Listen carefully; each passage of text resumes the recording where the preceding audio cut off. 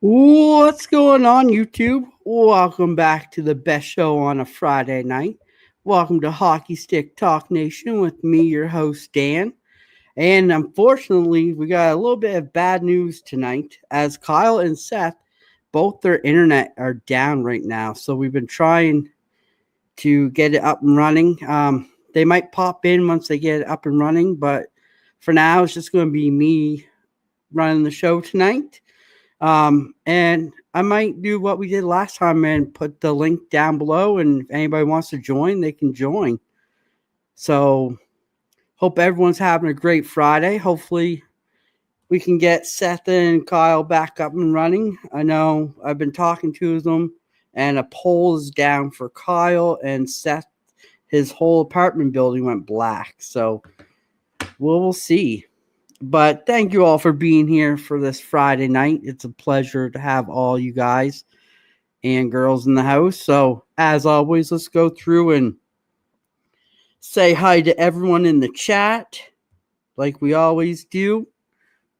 And so, we'll start at the top. We got Ultimate Sports Cards. For none of you those who know that is now Rocky Hockey. So, thanks for popping in. We got Robert Springs. Thanks for coming in, Robert. Appreciate it. Scroll down here. We got Aaron in Sportscards and Things who's on after me, so definitely go check him out. He's got a fire box he's going to rip open tonight, so that'll be fun to see. Then we got Christina Payne, always here, always dropping the links. Can't appreciate her enough, so thank you, Christina, for that. Scroll down. We got Budget Rips in the house. We got Zach's Collections. We got Maiden's World of Wax. We got John Burris, the Autograph Fishman. We have CCB in the house. We have my brother from over in England, Goza. What's going on, Goza? We have Sports Card Ripping Teacher, Vinny in the house. What's going on, Vin? We have Callie and Jordan Squad, the commish. Whoa. Where you been? Cottage, I bet. We have Fire Box Breaks in the house. Thanks, Fryer, for coming. And I think we are at the end of it, maybe. Let's see.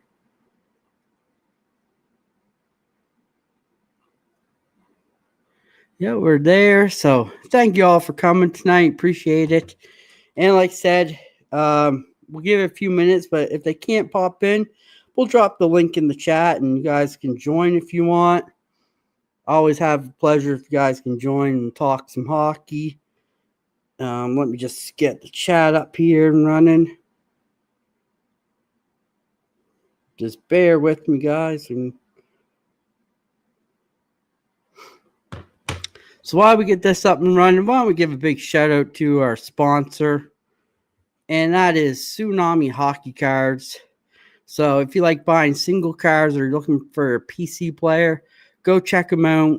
His eBay store, Tsunami Hockey Cards. And if you use the code DM88, you save 25% off on your first purchase. And we are working together. So once Canada Post strikes over, he's going to be making shipping rates to Canada a lot easier with letter mail. So me and him are working on that as well behind the scenes. So thanks to Tsunami Hockey Cards for sponsoring us. I'm just getting ready to drop the link in the chat here for you guys. Anybody who wants to join can join. Once we pull it up here for you guys. So we'll have like an open panel night tonight for a little bit. See if Seth and Kyle can join or not. But if not, there's the link there. If anybody wants to join, feel free. We'll talk some hockey while we get there. And so let's start off by talking about the draft rankings. Thanks for coming, Dig. I see you there. So the draft rankings, they haven't changed much lately. Still got James Hagen at the first, leading the way with Porter Martone, Michael Misa, Matthew Schaefer, Roger McQueen, Victor Eklund, Ivan, Antoine Frendel, Jake O'Brien, and Caleb Deonay from the Moncton Wildcats. So definitely They haven't changed yet, so still early for that. They'll usually start changing after the World Juniors. Like we'll start seeing this mixed up a little bit more there. So definitely we'll keep our eyes out on this. And then for our Rangers that we're watching, we'll get a little quick update on that. So our Kitchener Rangers players that we're watching this year is Cameron Reed, who's played 22 games, has 4 goals, 17 assists for 21 points. So he's doing pretty well there. I haven't watched any games yet, but he seems to be doing pretty well. He's a defenseman, so he's not going to get a lot of goals or assists, but he's staying steady with 21 points. Then we got Luca Romano, who has games played 22. We have 13 goals, 12 assists for 25 points. So he is third right now on the Rangers standings. Then we got the right winger, Tanner Lamb, who has 22 games played, 4 goals, and 14 assists for 18 points. So these are our 3 players we're watching right till the draft, and we're going to see how they progress throughout the year. So this is a little fun segment. I know a lot of the Kitchener Rangers dig it there. He's really enjoying this. I'm enjoying this, watching these players throughout the week, seeing how they do. So this is a little fun segment we got going on. Then we go off to our next slide, and that's the news around the league. So the Knights just signed Brett Howden to a 5-year, $2.5 million AAV contract extension. So that's good for Brett Howden. He's going to be staying there for the Knights for a while. Good young player. I hate to see him go off the Rangers team, but I mean, he went on to win a Stanley Cup, so can't be mad at the guy. Then Boston fires Jim Montgomery, which I thought was a terrible, terrible decision. He is a great head coach. I think they should have probably tried to trade a player first. And I think really the signing of Swayman kind of halted the whole thing, how long it took. I think it really threw off everything. But that's my opinion. I really think Jim Montgomery is a great coach, and I think they really fired a great coach who would have helped. I think it was on the players, and I think the players could have played a little bit better for him as well. And Leafs fans, cover your ears, because not only is Matthew still out, but Matthew Nyes is now out as well. So Matthew Nyes got hurt last night, and he's out. And I don't know if anybody's seen it, but Craig Berube kind of really called him out on it. So definitely we'll be watching the Leafs going into LTIR here. And we got our first guest backstage, and it's my brother. What's going on, brother? How you doing, bro? How you doing? Good. How are you? Yeah, it's just gone past 1:30 in the morning here. It's quite cold for an English day. Nice. We're just covering the news around the league here.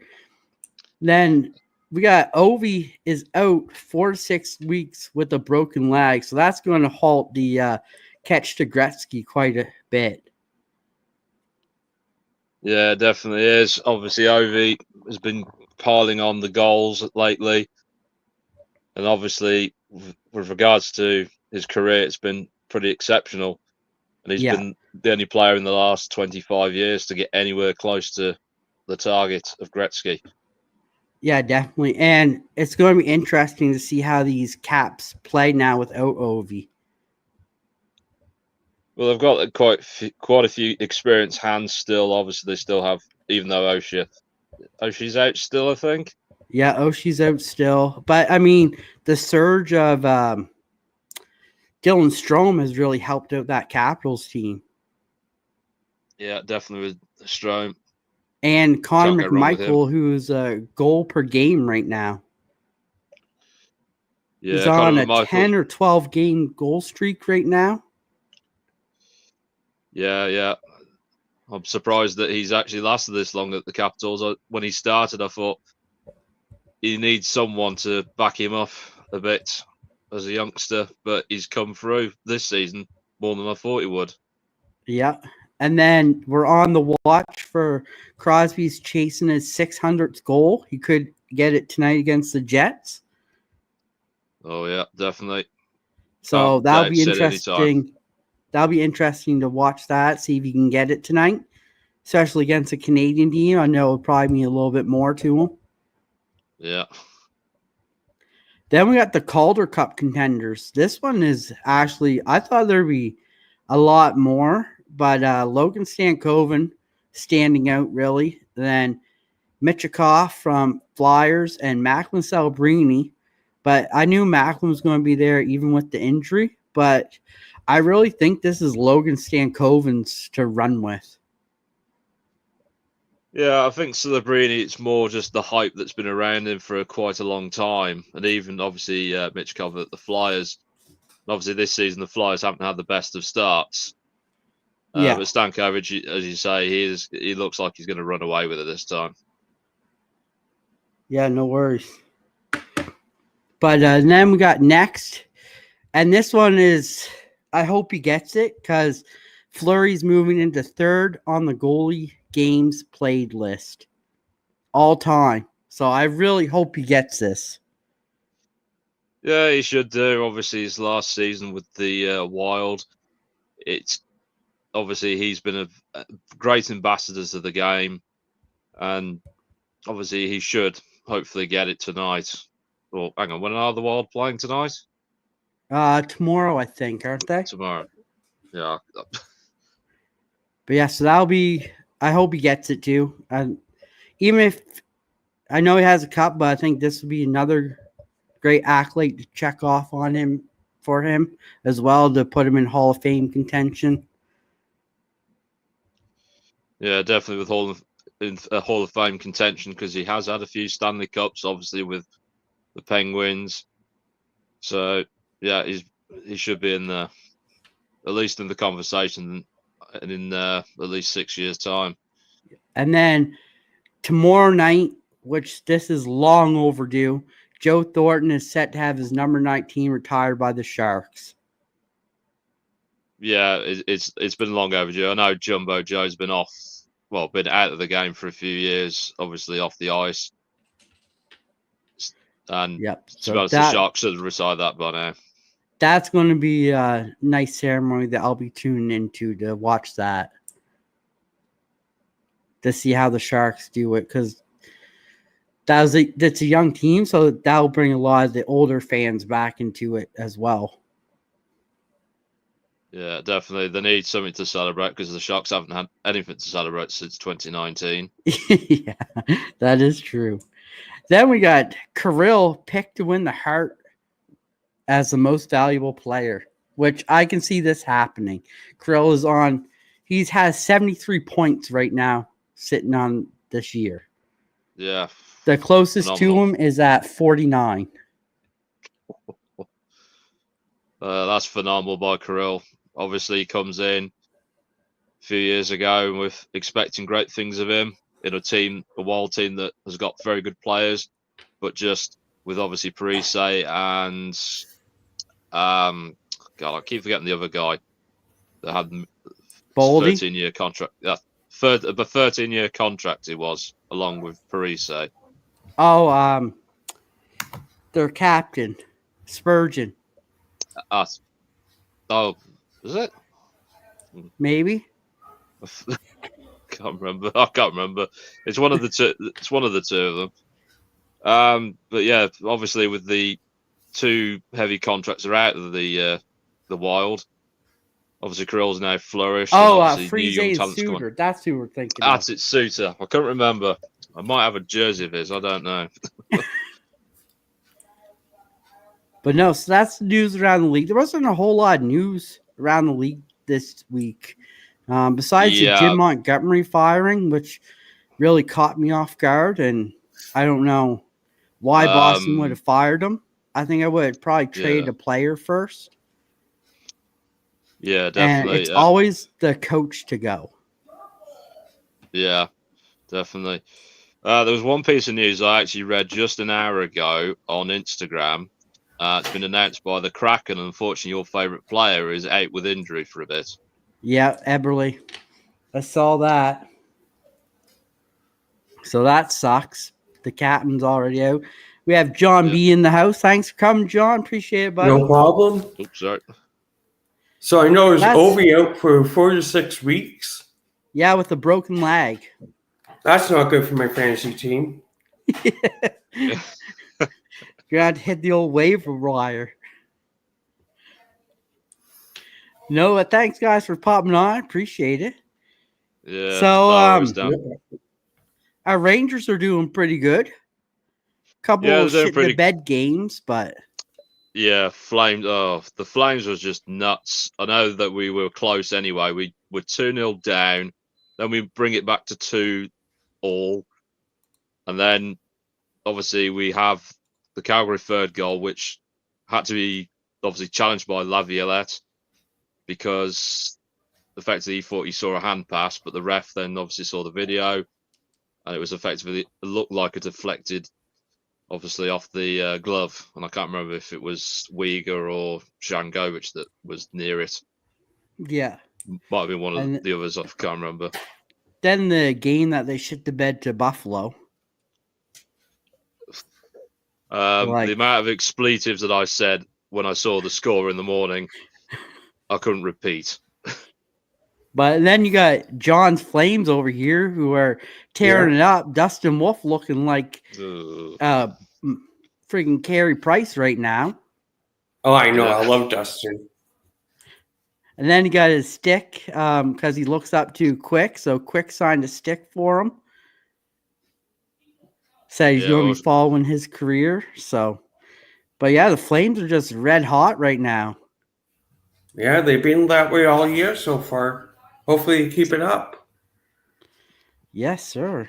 And then it's hopefully Sharon Coach can get back to how he was last year, and it's going to help them out even more. Oh, yeah. I'll show you this quickly. That's what they were wearing the other night. Nice. The Flaming Horse. I'm not a big fan of the Flaming Horse. Really? Yeah. Long. I'm more of a traditionalist, I think. Yeah, the Red Sea kind of grows. I think the Rangers, we only got like Rangers and then the Liberty and then NYR.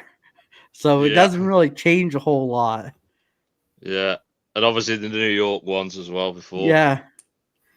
But did you guys see the Outdoor Classic, the Blues and the Blackhawks jerseys that dropped?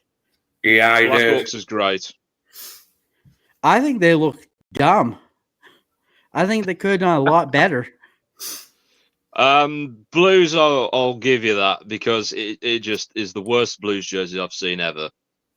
Like every other Blues jersey that's come out since '67 has been an absolute great one. But the Blues have basically they've crapped the bed basically with that one. The Blackhawks, to be honest, it's very hard to make a new Blackhawks jersey because they've had the same jersey since, well, to make a joke here, about 1784 at this rate. Even though I know they've been a franchise since the 20s, like the Rangers have. I don't know. They just don't appeal to me. Both of them. They both. To me, it looks like they rushed them, and they could have done a lot better job. Honestly, for me, most Winter Classic jerseys in history aren't the best. I like the I like the Rangers Winter Classic jerseys because they're just plain and they look nice. They're simple, but like these ones were just plain, simple, and they look dumb. Yeah, that's. I remember last season when they did the Kraken one. That was really good, but the Vegas one was just terrible for me.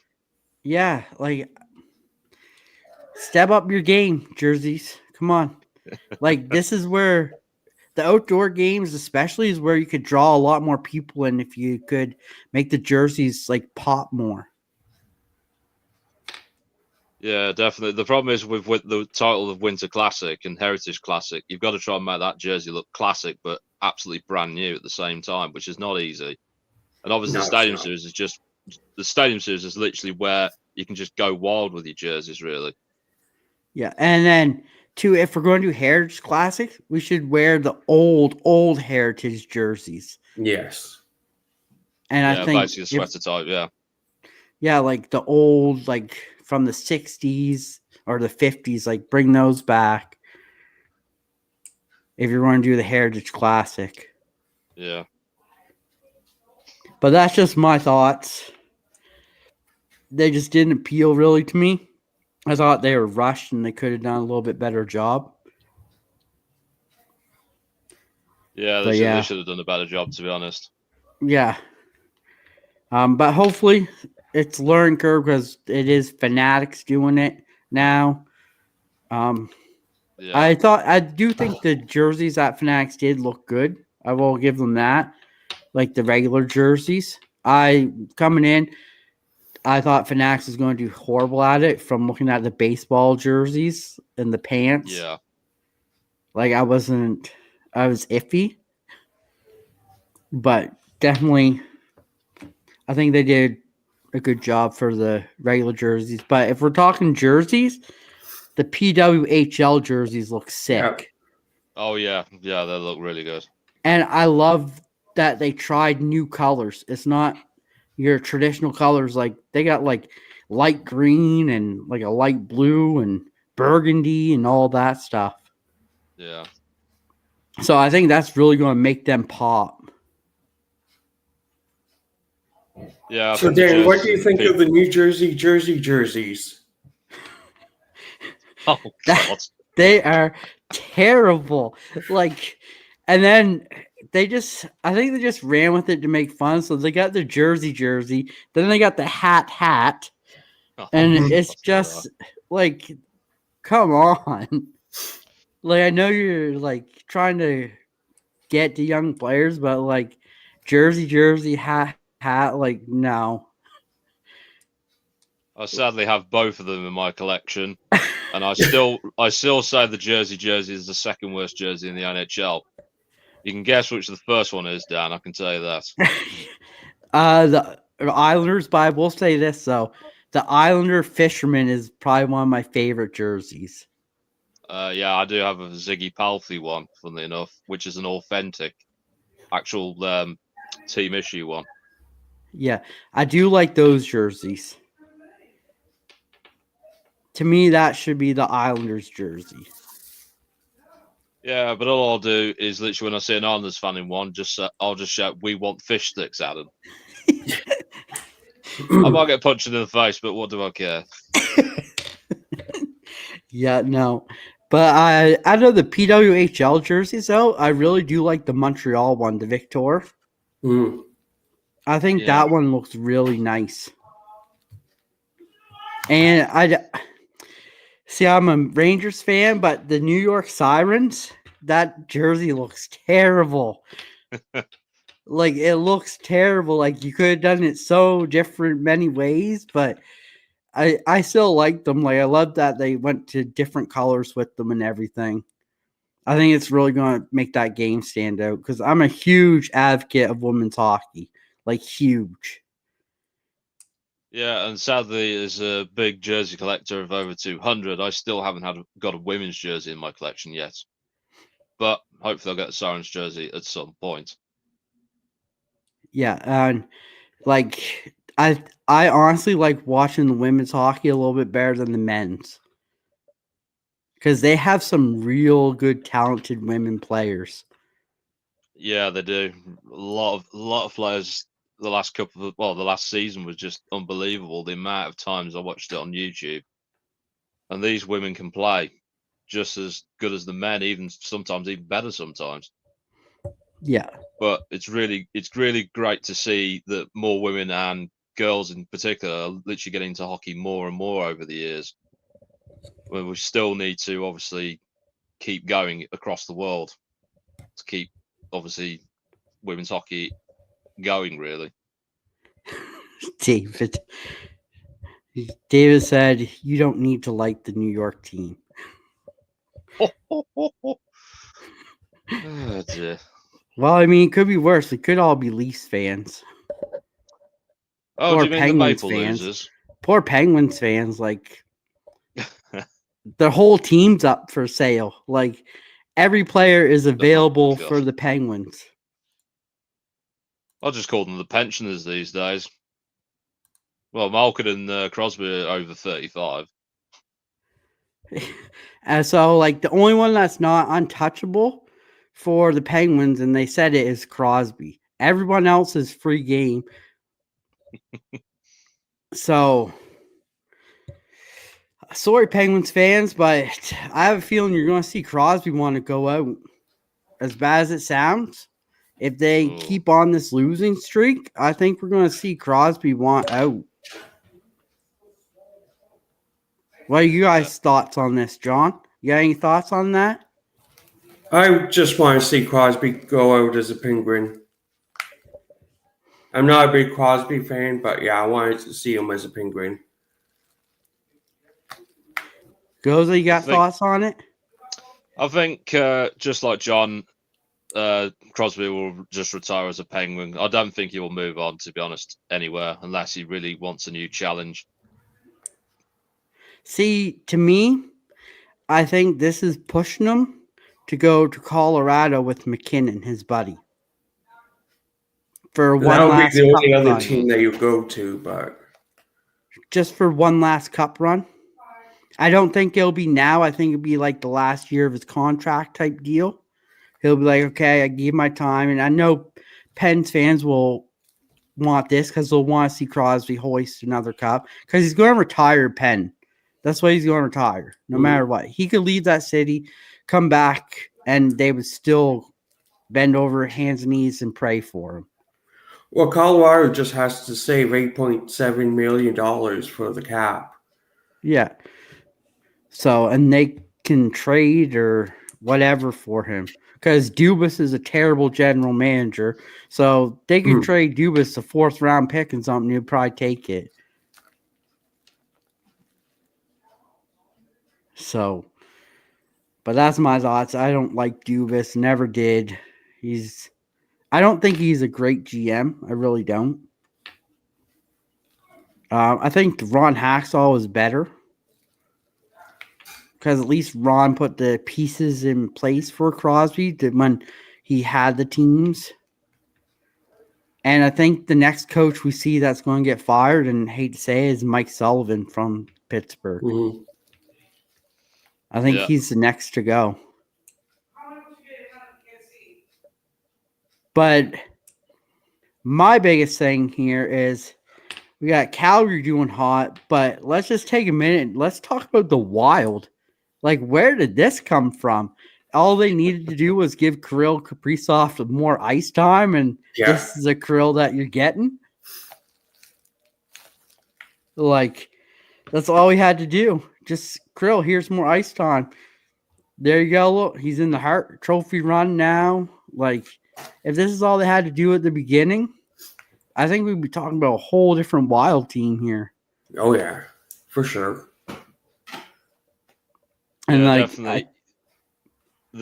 The thing is with obviously giving your superstar rookie the right amount of ice time, if you put him in too much, of course, you're just going to wear him out. So if you then get him to play the style of hockey that he needs to play in the NHL versus the KHL, obviously adapting to the style of NHL takes time.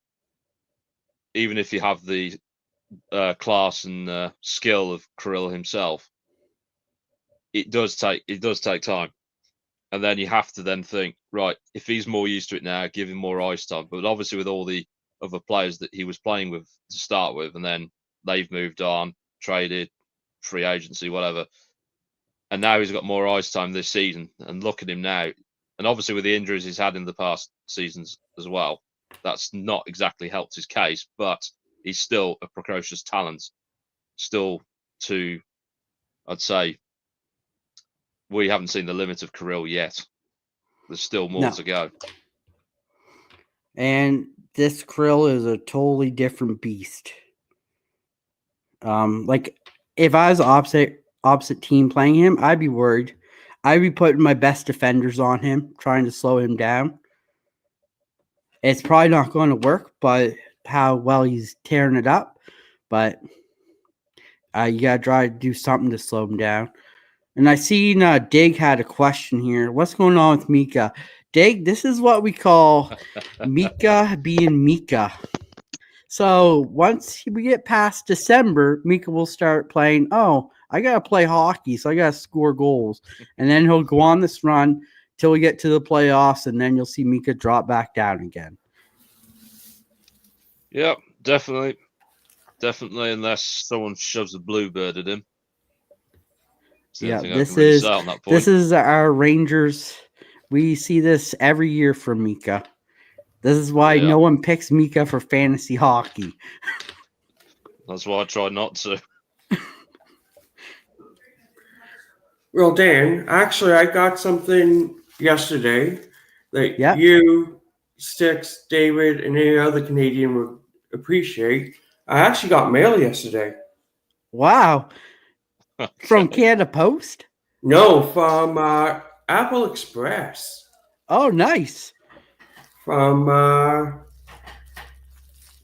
Tony Black. We'll put you up on the big screen. Hold on. We'll give you the big screen here. So this is from Tony Black. I won a contest, his VR. Oh, nice. The first part was a $20 eBay gift card, but I don't honestly remember what the second part is. So it's mystery mail. On my channel, I have so much going on. I figured I might as well open it here. Oh, okay. And it actually goes right into my PC. Nice. John O'Rood. Oh, nice. Nice. Rookie. That's awesome. What grade? Top traded. Mint 9. Nice. That's a good grade, That's too. Really nice. That is really nice. And John O'Rood just happens to be my favorite baseball player of all time. That is wicked. So yeah, that's awesome that you won that. What channel did you win that from? It's actually called TTM Autographs. Oh, nice. We've been following each other from day one. From the first, he was one of my first subscribers. Awesome. Congrats on that, buddy. Thank you. I picked up some stuff today that was $9. I picked up 2 packs of Series 1. Nice. That I saw at Walmart. I was like, oh, I might as well pick it up, just see what we got. So why have you on the big screen, John? I know a lot of people here know you, but why don't you tell us a little bit what's going on with the channel lately? Because I know you have a lot going on. You had the 2 for 22 and... Yeah, I'm doing the 2 for 22 till December the 2nd. I've gotten really into the history of certain videos. Like I just did my first one, the history of Jank Pack. I've got a great one in the works. And I actually started a new weekly series. Remember that show where I go back and pull out a show from my old childhood and do a bio on it. That's Thursdays, 8:00 p.m. Eastern Time, right after Jank Pack. Nice. And I saw that you have the Raccoons, which is a Canadian classic. Yes. Next one's going to be another big one. It's going to be a big one. I'll say you that. And I know we couldn't have Jank Pack one without having a whole section dedicated to the history of eating the gum. Yes. So that is a plus right there. Yeah, so this Thursday, it's going, just a little hint, it's going to be the second longest children's show ever in history, television history. Oh, nice. So, I just want to give a quick shout out to National Parks Princess for stopping in. We have Dewey Thacker for stopping in. We have Sticks G, my brother, who made his comeback on my channel. So glad to have you, Sticks. You did wonderful, buddy. So congrats on that. And so we'll bring up my other guest here. And we'll get him to tell us a little bit about what's going on with him. We can get switched over. Yeah. Come on. Has it moved? Oh, we're having like all kinds of issues going on here. Oh, do you want me to talk about myself again, did you? All right. Having a little bit of technical difficulties trying. There we go. We got it now. We're new to this. No, fair enough. Joseph, what's going on with you, buddy? Any new jerseys in the mix or? Well, I did put it in the chat a bit earlier, but I think you might have seen it or missed it. I have purchased another Rangers jersey within the last hour on eBay. Oh, nice. And it's one to complete the entire set of jerseys that are commercially available. And I can tell you this, it's a Shield. It's a Shield jersey, that has been produced by a manufacturer that hasn't been seen. No, sorry, the manufacturer still produces jerseys to this day of NHL retro jerseys. But obviously they're not doing them as well as they used to. Nice. Anything else on the go? Are you still been opening up some cards or? Well, I did film 2 videos. Unfortunately, I deleted one by mistake. Which is to do with soccer cards, which I hope to have. Well, I bought the soccer cards while I was in Scotland just over a month back. Those cards will be going to my nephew anyway, because he's into soccer a lot. Which I'll hopefully put that on the channel at some point when I get for some free time. Nice. We had another guest join us here tonight. My good buddy from the after show after me. We have my good friend Aaron from Sportscards and Things with that What's up, gentlemen? dirty stash, like the dirty Dom stash coming in. It's all I got, man. It's the only place I got hair, other than my head. The dirty Dom stash coming in here. Yeah. Where's Rhea? Thanks for coming in, buddy. Appreciate it. Anytime, man. Yeah, you guys got any questions? Have you been watching hockey lately? I think I'm really disappointed in the Kings this year. They suck. Yeah, like they had really high hopes and they just like died.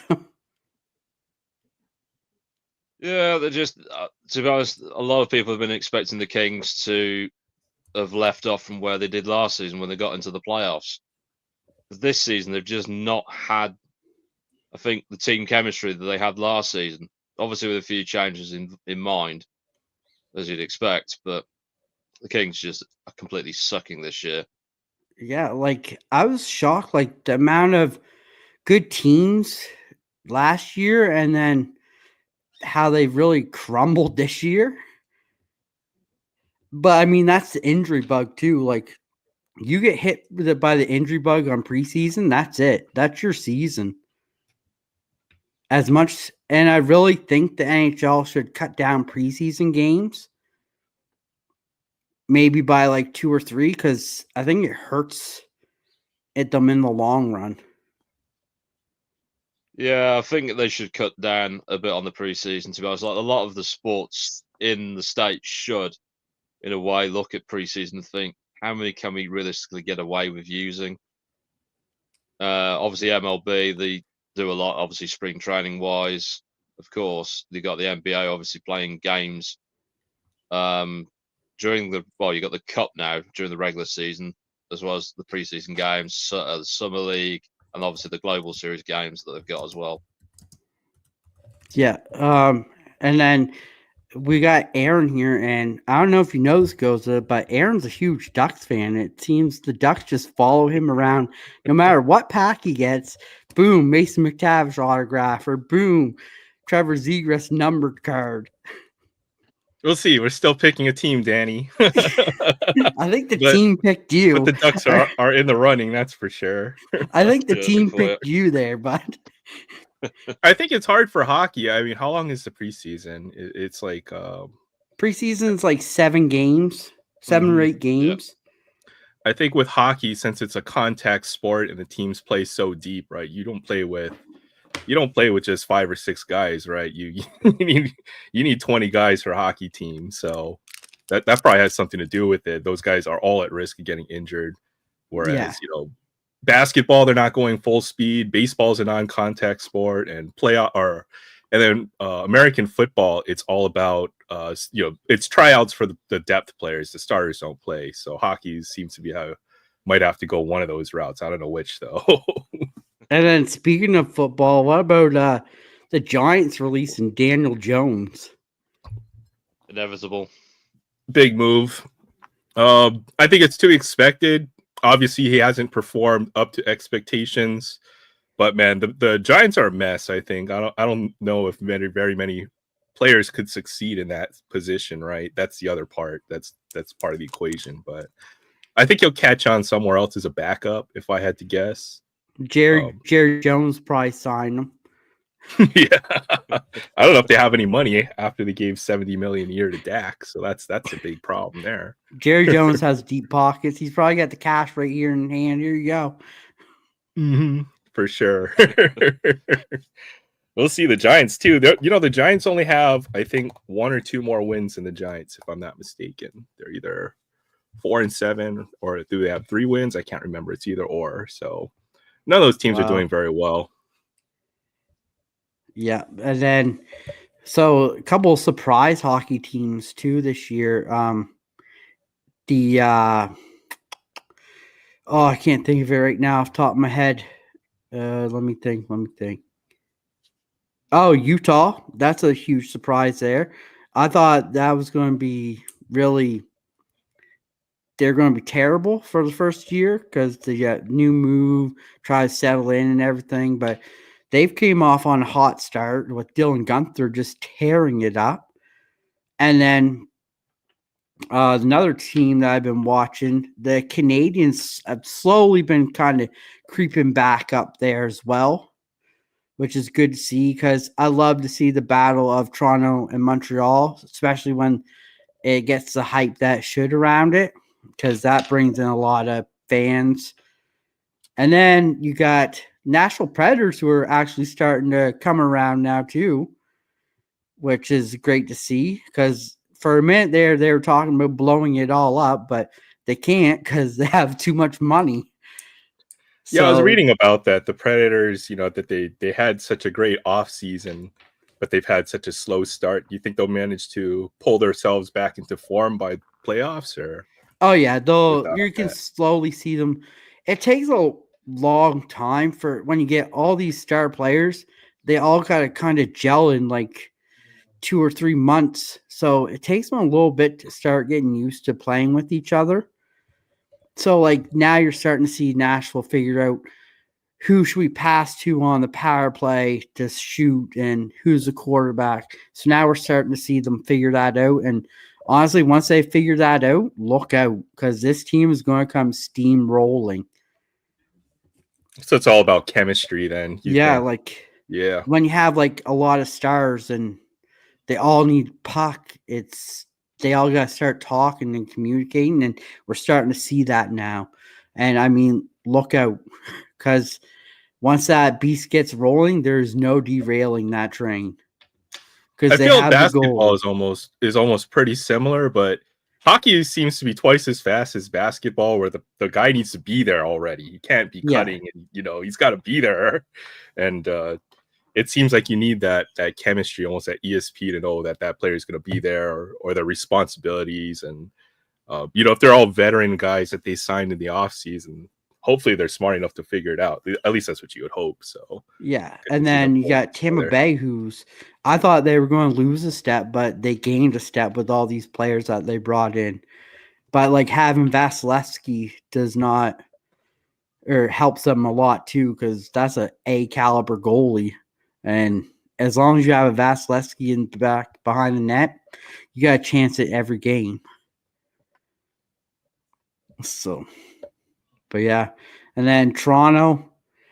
Honestly, I really think Toronto's doing a lot better without Matthews, and they should really look at this.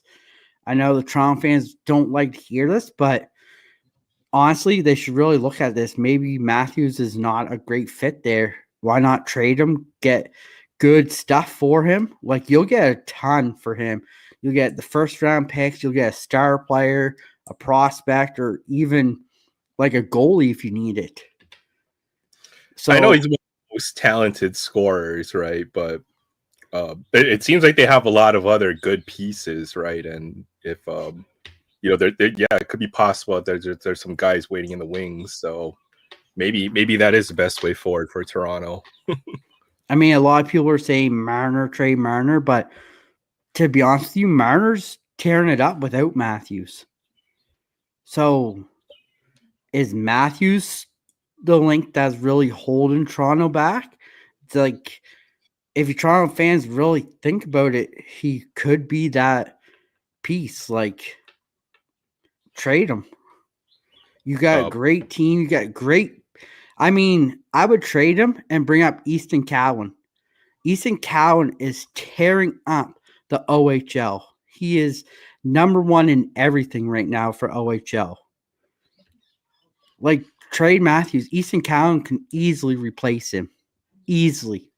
I'm telling you, he would be a 70 goal scorer in the NHL. I don't watch, or haven't watched enough hockey to know, but is like when the Maple Leafs play, does everything go through Austin Matthews, or does it kind of balance around? Yeah, no, it always goes through your star, but right now they don't have it, and they're playing amazing hockey. And if you can play, and then when their star player comes back, it's like they play mediocre. So, like, tell me that there's something not wrong there. It's always tough. The chemistry changes when you just change one player, right?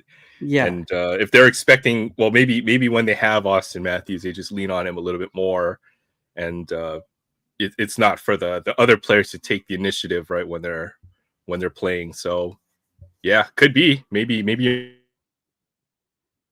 here Connor McDavid kind of took a step backwards from doing all the scoring, and kind of worked out for them. So maybe that's the way. Saying they should trade and reset the team, and then relocate to Alaska.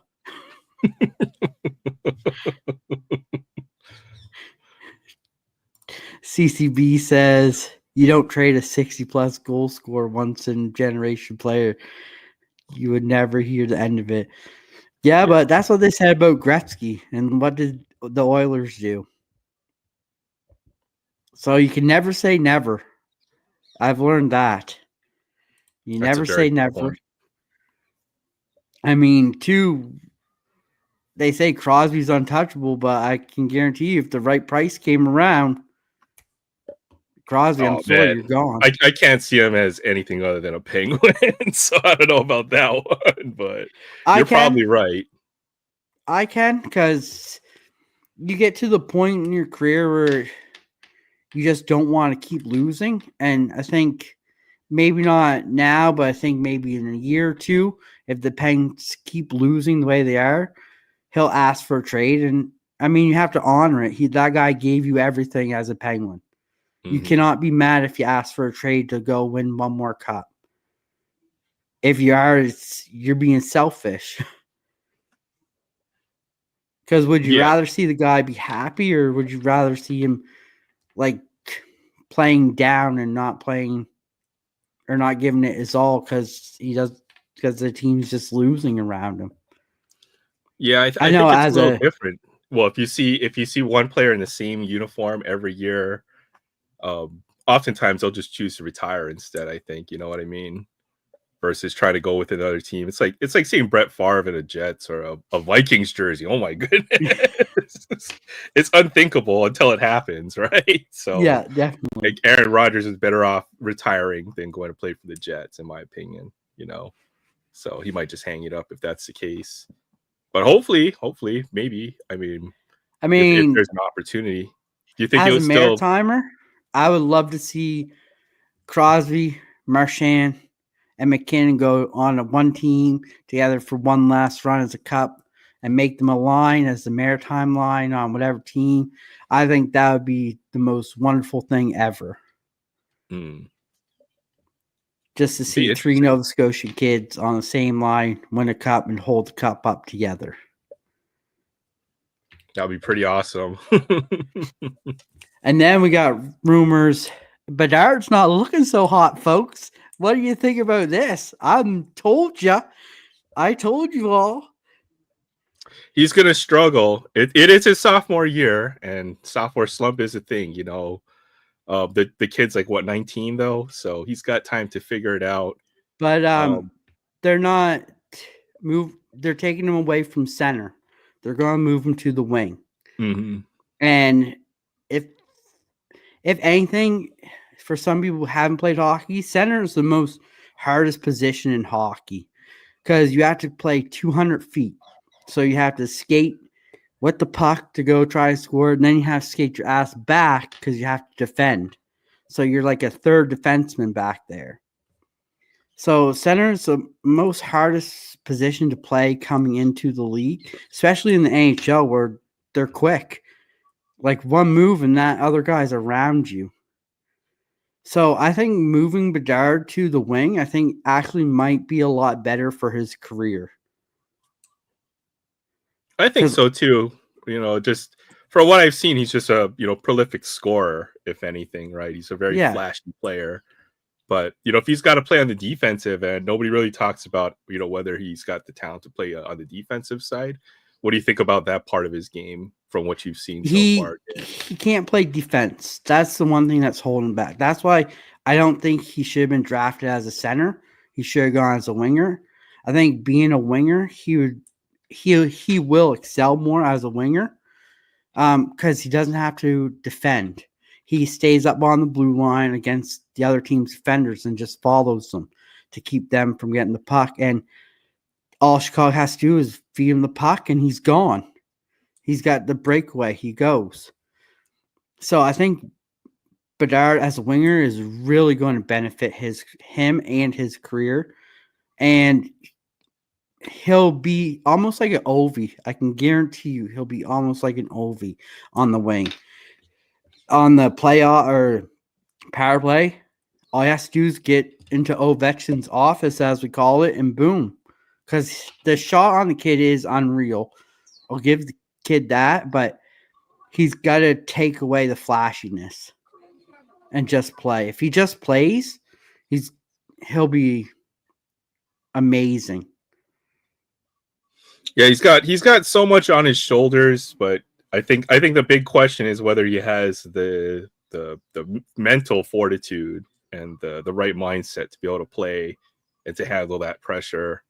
And there's been a bunch of rumors or leaks or whatever surrounding him, and that's even more distraction, right, from him able to do his job as a hockey player. So man, I can't imagine that kind of pressure. I know oftentimes it's very rare that you see a player like that succeed. You've got to be like Kobe Bryant. Even took 15 years before he figured he needed to be a humble player. So yeah, that's when folks started to love him.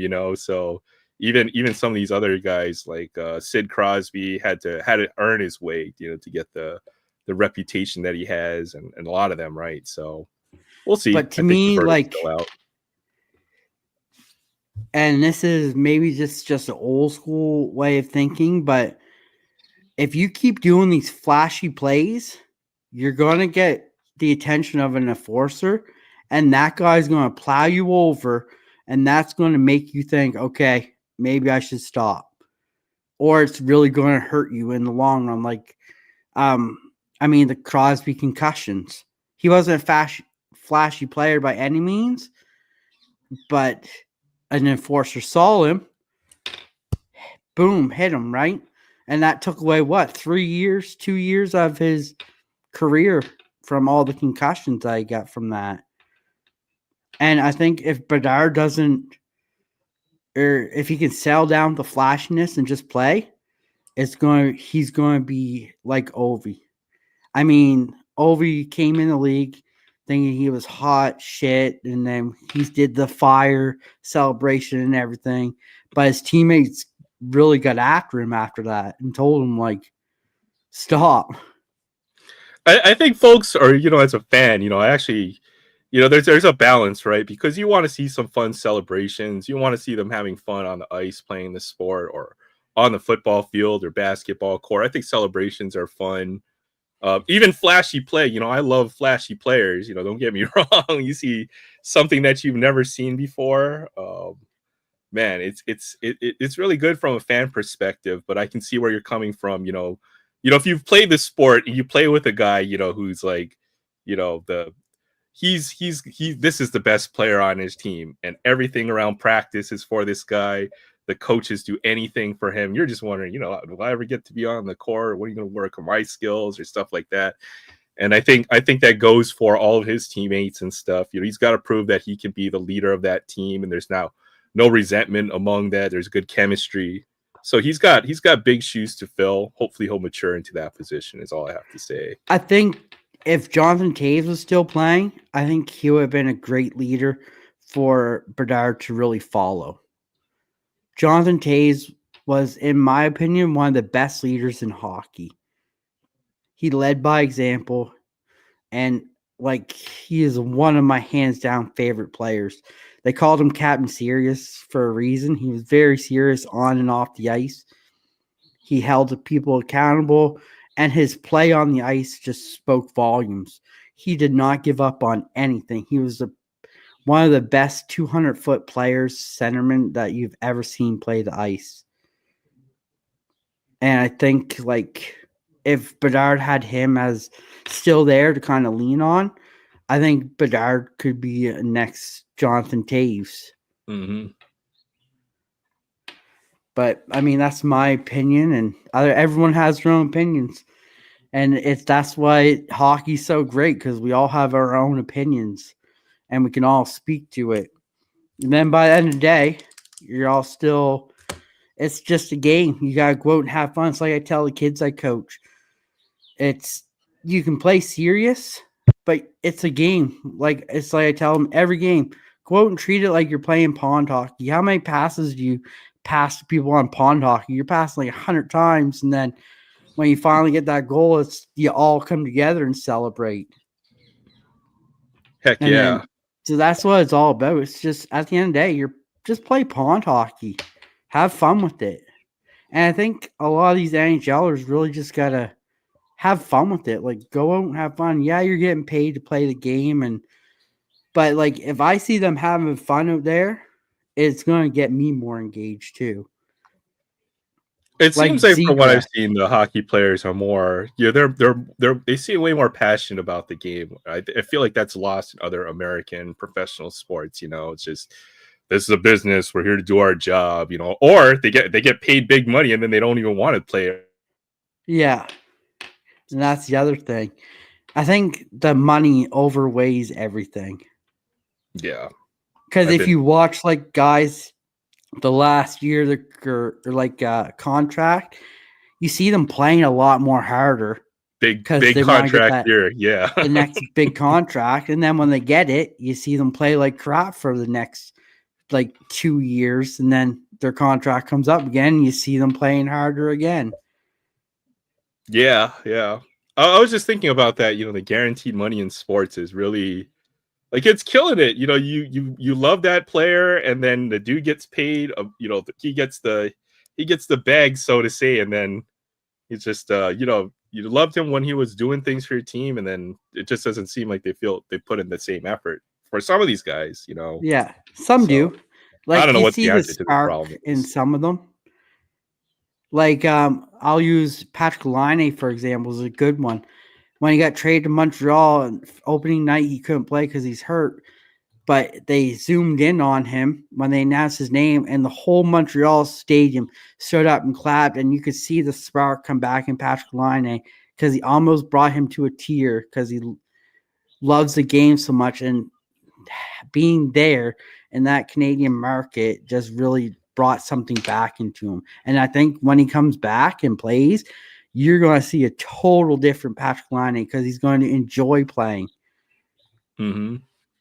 Well, that's the guy who's always been. He just had like a big injury preseason, right? Is that who you're talking about here? The guy who was in Columbus, he had a huge rookie campaign for the Jets, then got traded to Columbus, and his career kind of dipped a little bit. But I think he was depressed in Columbus, to be honest with you. He had a lot going on. Yeah. You often see that. Well, it's maybe sometimes it's not just the money. It's also, you know, when they're in playing for a certain organization, right, or their fan base as well. You see guys leave the team that they've done well with, and they just don't adapt either. You know, that can be part of it too when they move on from their team. Sometimes it's not the money. And then when they go back to their home team, they have like their career reviving season or whatever for whatever reason, you know. Yeah. So these guys are human just like us. I think we forget that too, you know. And they live a completely different like lifestyle that we have no comprehension of either. So yeah, no, it's know. different. But like that's what makes sports too. You get the ones that you really love to watch, and then the ones that are really just there for the money. And I think that's what kind of brings it down for some.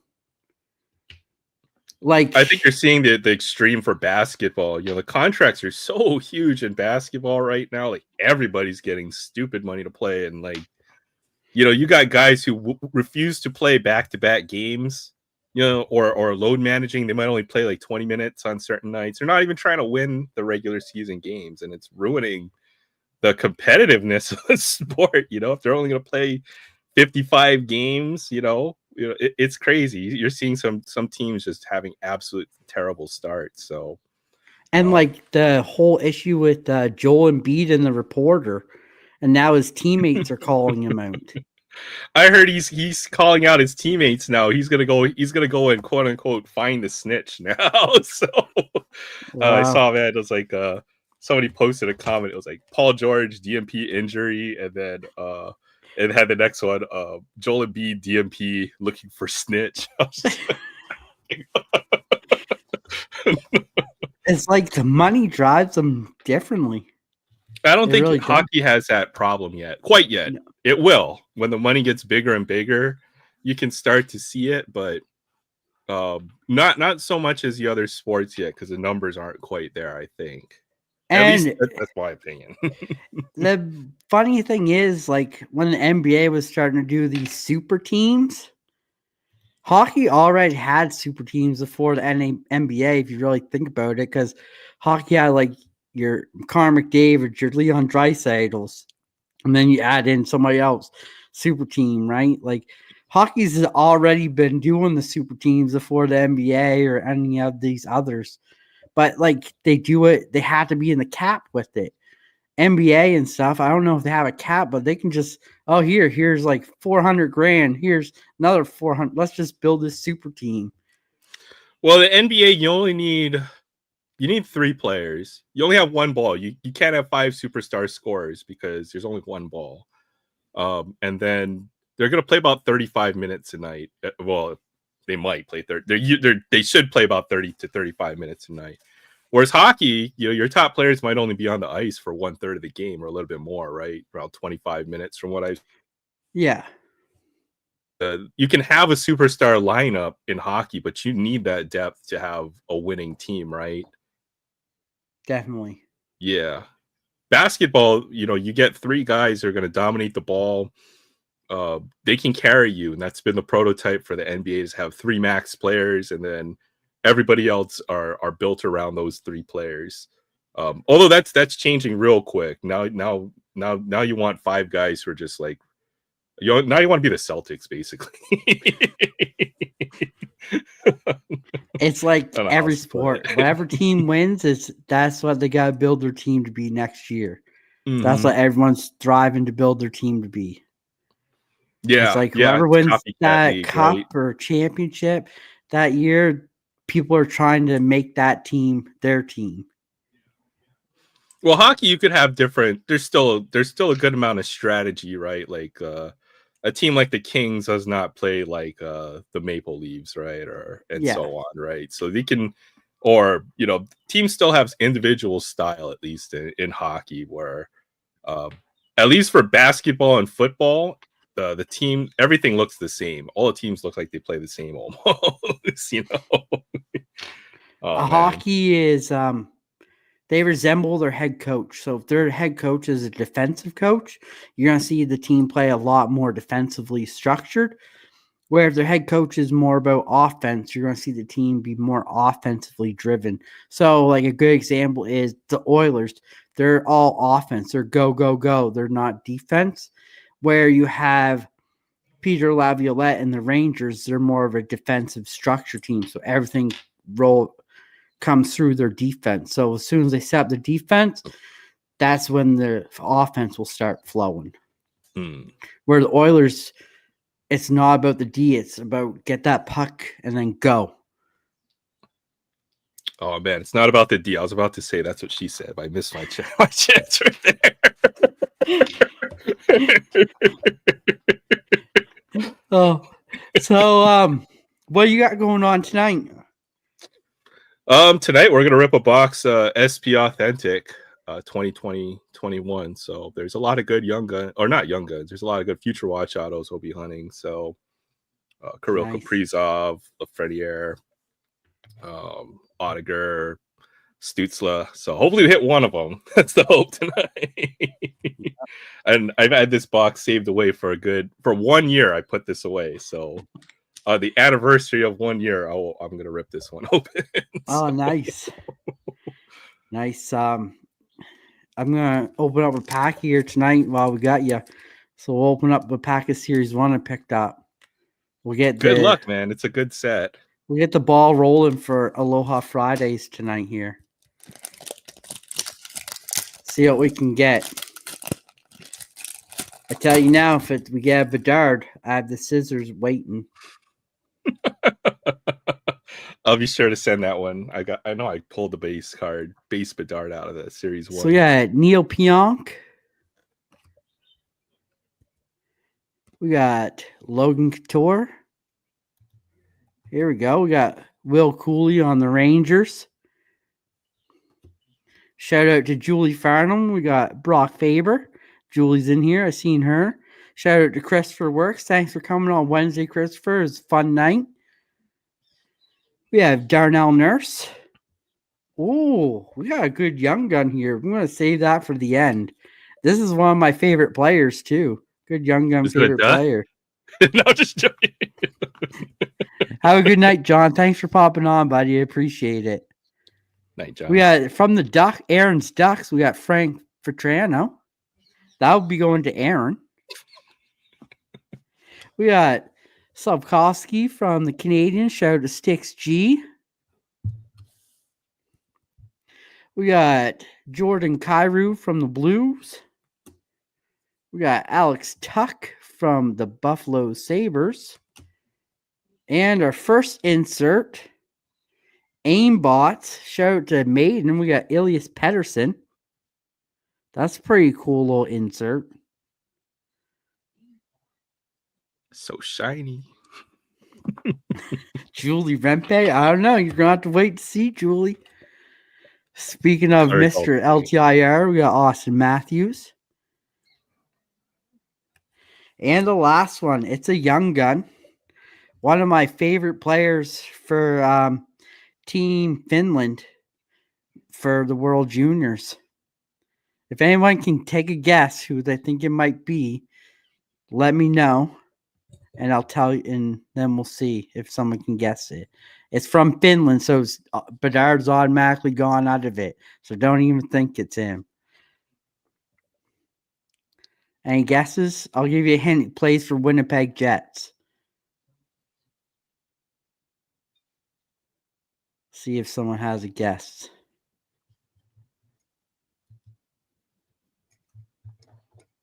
No guesses? It'd be a hard one because he hasn't played up in the league yet. But we have Brad Lambert. One of my favorite players. Very Finnish last name. I loved watching him on the World Juniors for Team Finland. That's where I really started to follow him. Love that kid. He's going to be a really good player. And that pack was only $9, so can't go wrong. Got my favorite player for $9. That's awesome. I'm glad you got a nice pull out of there. Young gun at least, so. Yeah, so yeah. Hopefully next one is going to be great. We'll see. I picked up Stadium Club too because that looks like it could be good too. I've seen a lot of people opening Stadium Club and looks like there's a lot of nice cards in there as well. Did you get a blaster of it or a fat pack? I got like a pack. Oh, okay, one of the value packs. Those can be pretty good, honestly. I've seen some nice stuff come out of those. So, and then we got the Allen and Ginter. They had an Allen Ginter pack, so I picked that up too. That's right. You got to be ready. Are you going to do the Cardmunity Julie Farnham? I won last year, so we'll Tower see if we can make it 2 years in a row. Got this one. We're ready to do it for look for the chili dog here. This Nice. one's got a chili dog in it. Nice. But I want to say thank you to everyone who came tonight. Sorry our guests didn't make it. They have a power outage going on. Kyle had a power pole down in his neighborhood, and Seth, his whole apartment just went black. So I know that they were getting snow in their end. So that kind of put a downer, but they said they owe me, so I'll hold them to it. But next week we have a really great show. We're going live Friday and Saturday. So Friday we have Builder Boo. Anybody who doesn't know him, he's going to be coming on Friday. He's got a huge collection. He rips open a lot of nice stuff. So that one's going to be really excited. He's excited to come on to the show. So that'll be fun. And then, spoiler alert, the biggest guest coming on the Hockey Stick Talk Nation, coming from the Kitchener Rangers, the play-by-play voice, Mike Farewell. That's so cool, man. So that one I'm super excited for to talk Kitchener Rangers. He's been around that team for quite some time. So it's going to be fun to actually talk to a play-by-play announcer and see how they prepare for the game and everything like that. Because they also prepare for the games like a hockey player would. So that's going to be pretty fun. Yeah, he is MPP. They're from the West. So she knows what they're going through. There's a lot of sick rain and snow going on there. So, but yeah, they both said they owe me, so we'll hold them to it. I always do. And then I have something in the works. We do have a football takeover number 2. We're just trying to align everyone's schedules up here. So this is going to be fun. We might even have, if the commissioner freaking can answer his texts or Instagrams, David. Because last time is, why wasn't I on here? Well, answer your Instagram. But yeah, so we're going to do an NFL takeover again because that was fun. And we'll just line up everyone's things. Might do it on a Saturday. That way it's easier for everyone. But yeah, no, I want to thank everyone for coming tonight. I appreciate you all and everyone in the chat. You all been so great. And remember, we have this guy on. Are you going on right now? In a few minutes. So 4:45 my time. Was that 8 minutes from now? Go grab something to drink real quick. So and then hop why don't we on. all raid over onto Aaron's show, show him a little bit of love and support. I'll be over there for a little bit. Who knows? You might even see me on again with him. But maybe I'll rip that second pack and we'll see if we get something juicy out of there. But yeah, so go check out Aaron's show. The link is in the description, so you guys can just click it and go right over. But thanks, Aaron. Appreciate you as always. The Friday Night Bros. Yeah, thanks for having me on, Dan. This was fun. And then No catch you problem. guys You're later. always welcome. You know that. You just tell me and I'll send you the link. You're like my Will Voggs. There's only one Will Voggs, and he's not here. Not yet. Yeah, you didn't summon him yet. Yep, you didn't say his name 3 times. Beetlejuice, Will There you go. Voggs. Yeah, there you go. Ding. No, I'm just. But no, thanks everyone for coming. Go check out Aaron's show. Click that link and let's head on over. I'll probably be there, and if he lets me, I'll rip that Series 1 open. And maybe I'll rip open. I think I got one here that. Yeah, I do. Maybe we'll rip open a Leaf pack Ooh. as well. These are fun. I think I know which set that is. Is that 93? Yeah, 93 this is Leaf? a 93. Yeah, 93, 94 Series 1.